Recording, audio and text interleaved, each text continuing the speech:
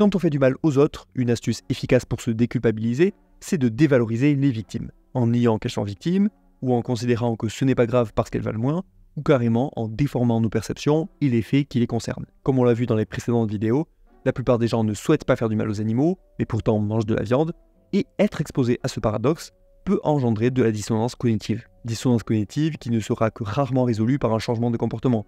On a vu qu'à l'inverse, les gens pouvaient utiliser toute une variété de stratégies de désengagement moral, soit en évitant de s'exposer à la dissonance, soit en niant leur responsabilité là-dedans, ou bien souvent en trouvant tout un tas de justifications à leur comportement. Maintenant, on va finir avec ces stratégies, avec celle qui consiste à déformer notre perception des victimes, et on va illustrer ça avec diverses expériences de psychologie. Comme première dévalorisation, on a la diminution du statut moral. Si les victimes ne comptent pas moralement, forcément il n'y a pas de problème éthique. Ensuite, on a la démentalisation, qui est la négation de la capacité à ressentir ou à souffrir des animaux. Cette capacité à souffrir est considérée comme moralement pertinente pour la plupart des gens. Et donc, réduire la capacité des animaux à souffrir réduit la préoccupation pour leur bien-être, et donc facilite la consommation de leur corps. Et sans surprise, une grande consommation de viande est corrélée au déni de la souffrance des animaux. Et lorsqu'on perturbe ce déni et que les individus réfléchissent à ce que pensent et ressentent les animaux, ils ont un plus grand dégoût à l'idée de manger des animaux. Cette démentalisation sert elle-même de justification à la diminution du statut moral des animaux. On mange de la viande, donc on rationalise ça en diminuant le statut moral des animaux, donc on justifie ce statut moral diminué par une démentalisation des animaux. On peut aussi nier les capacités cognitives des animaux, par exemple en considérant que les animaux sont trop bêtes pour comprendre ce qui leur arrive, ou considérer que leur vie est moins riche intellectuellement et donc qu'elles valent moins. Tout comme la négation de la souffrance, la négation de l'intelligence sert à justifier la hiérarchie morale. Idem pour les discriminations interhumaines, on peut aussi voir des dénigrements sur une supposée moindre intelligence ou infériorité culturelle. Une autre possibilité consiste non pas à nier, mais à ignorer les qualités des animaux. Par exemple, être informé sur l'intelligence des animaux non consommés influe positivement sur le statut moral de ces animaux, alors qu'en apprendre sur l'intelligence des cochons n'impacte pas tellement leur statut moral. De la même manière, une plus grande croyance dans la pensée des animaux non alimentaires diminue le soutien à leur utilisation, alors qu'une plus grande croyance dans les pensées des porcs, des poulets ou des poissons n'entraîne pas cette diminution. En se référant au théorème de Bayes, on a aussi une étude qui a évalué la capacité des gens à adapter leurs croyances en fonction des données pour voir si on ajustait nos croyances de manière rationnelle. Et le résultat, c'est que, pas trop. Lorsqu'ils ont reçu des informations suggérant que les cochons ont une vie mentale, les participants ont montré un scepticisme injustifié. Ils n'ont pas actualisé leurs croyances autant qu'ils auraient dû le faire s'ils étaient rationnels. A l'inverse, quand on leur donne des informations suggérant que les cochons n'ont pas de vie mentale, ils ont accepté cette idée de manière injustifiée, au-delà de ce qu'ils auraient dû penser s'ils avaient été rationnels. Les gens ont tendance à sous-estimer la vie mentale des animaux. Et pour le coup, cette tendance est partagée par la population générale, même chez les végétariens, même s'il y avait quand même une différence entre les végétariens et les mangeurs de viande, qui ont attribué moins de pensée et moins d'intérêt moral aux cochons. Du coup, alors que certains s'inquiètent d'un excès d'anthropomorphisme, et donc d'une tendance à surestimer les pensées des animaux, il semble qu'à l'inverse, on ait une tendance à les sous-estimer. Ces stratégies de démentalisation ou de diminution du statut moral, elles ne s'appliquent pas à tous les animaux, mais à certaines catégories d'animaux. C'est ce qu'on appelle la dichotomisation. Ça consiste à faire une distinction entre deux catégories d'animaux, la catégorie comestible et la catégorie non comestible, comme les animaux de compagnie. Cette dichotomisation entre les animaux que nous aimons et les animaux que nous mangeons permet de maintenir des liens positifs avec certains animaux, tout en justifiant la consommation d'autres.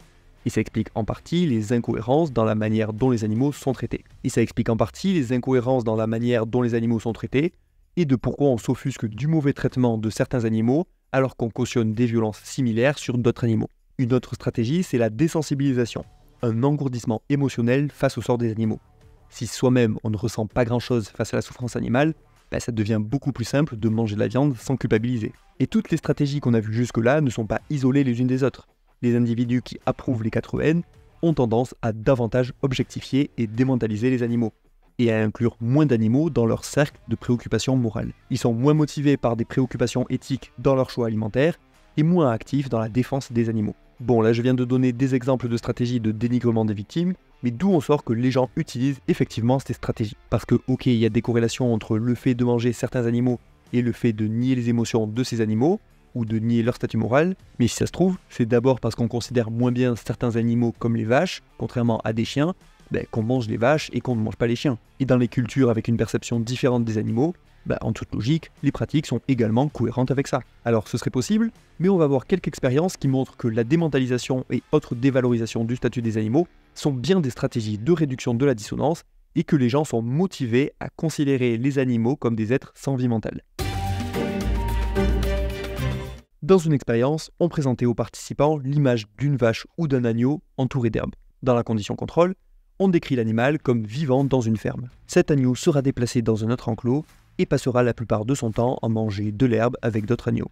Et dans la condition alimentaire, l'animal est décrit comme étant élevé pour la consommation de viande. Cet agneau sera amené dans un abattoir, tué, dépecé et envoyé au supermarché comme produit carné pour les humains. Ensuite, pour une trentaine d'animaux, les participants sont amenés à évaluer leurs émotions, plaisir, peur, rage, joie, désir, etc. Et les participants de la condition alimentaire, à qui on a exposé un animal destiné à la consommation, ont davantage nié les émotions des animaux. Dans une autre expérience, les participants ont été amenés à consommer soit dans la condition contrôle des noix de cajou, soit dans la condition expérimentale du bœuf séché. Ensuite, les expérimentateurs ont évalué deux choses. Premièrement, sur 27 animaux présentés, on a demandé aux participants d'indiquer les animaux pour lesquels ils se sentent moralement obligés de montrer un intérêt. Deuxièmement, on leur a demandé de déterminer les ressentis d'une vache, son intellect et aussi son statut moral. Résultat, les participants qui avaient consommé du bœuf ont restreint leur préoccupation morale pour les animaux et ont attribué à la vache moins de capacité à souffrir et moins de considération morale. Et dans une autre étude, on observe déjà cet effet, même quand les individus s'attendent à manger de la viande, sans forcément qu'ils en mangent réellement. Et une dernière expérience, celle du kangourou arboricole. On présente aux participants un kangourou arboricole qui vit en Nouvelle-Guinée. Dans la condition contrôle, il s'agit d'un animal vivant dans ce pays. Dans la condition expérimentale, l'animal est considéré comme de la nourriture par les habitants de Nouvelle-Guinée. Les participants sont américains et n'ont pas de connaissances a priori là-dessus. Ensuite, on demande aux participants d'évaluer dans quelle mesure un kangourou arboricole est capable de ressentir de la douleur et mérite une attention morale, dans la condition expérimentale par rapport à la condition contrôle. À votre avis, que répondent les participants? Est-ce qu'il n'y a pas de différence? Est-ce que les kangourous arboricoles ressentent moins la douleur et méritent moins d'attention morale? Ou ils ressentent plus de douleur et méritent plus d'attention morale? Vu que les participants ne consomment pas eux-mêmes cet animal, toutes les hypothèses sont plausibles. Est-ce qu'ils vont le catégoriser comme un aliment? Ou est-ce qu'ils vont considérer négativement le fait d'en manger, tout comme la plupart des Français trouvent inacceptable la consommation de chiens?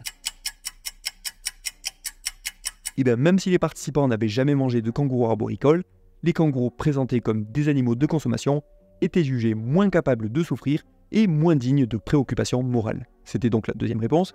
Le simple fait d'être classé comme un animal de consommation suffit à être démentalisé.